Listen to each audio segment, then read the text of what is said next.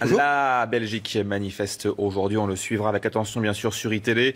Mais le ministre de l'Intérieur belge fait polémique puisqu'il s'en prend aux musulmans qui auraient soutenu les attentats.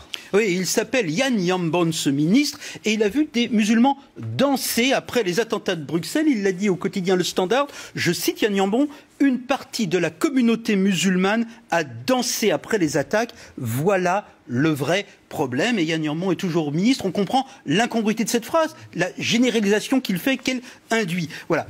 On peut discuter de cette histoire. Il faut d'abord comprendre que Yann Yambon n'est pas un homme politique anonyme, particulier, banal. Il vient d'un mouvement culturellement compliqué. Son parti s'appelle le N-VA, la Nouvelle Alliance Flamande. Ce sont les nationalistes flamands. En Belgique, ça signifie quelque chose. Pendant la Deuxième Guerre mondiale, le nationalisme flamand était du côté des nazis. Jacques Brel l'avait chanté, hein. Nazis durant les guerres, vieille chanson de Jacques Brel. Alors, le temps a passé, mais ça revient de temps en temps de manière étrange, y compris chez des gens aussi sérieux, cravatés, paraît-il, responsables que M. Yambon. Par exemple, il y a quelque temps, le parti de M. Yambon de NVA avait refusé de condamner les interventions de hooligans racistes contre des cérémonies d'hommage aux victimes des attentats de Bruxelles. Le même Yann Yambon, il y a quelques jours, avait fait une comparaison assez étrange, comme on lui demandait pourquoi les djihadistes avaient pu se cacher, rester ignorés de la police si longtemps.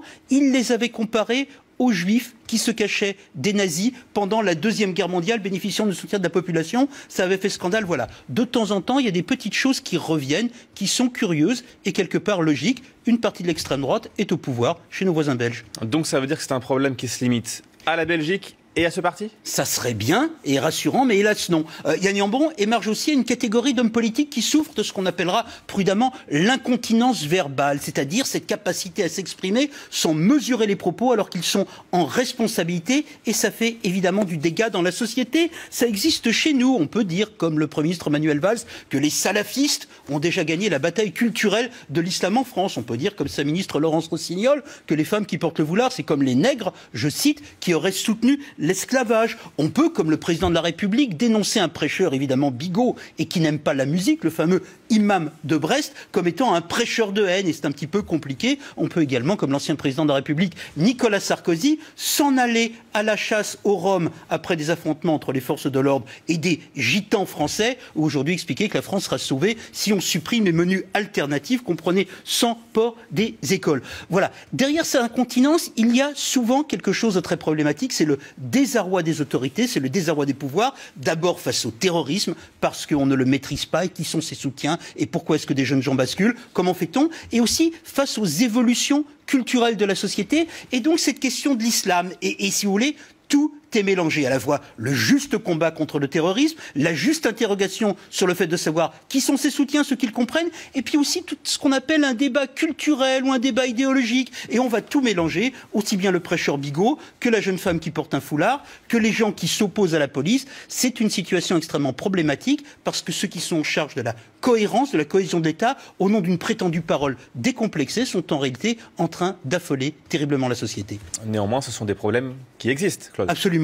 Un par un, plus un, plus un, plus un, ça existe.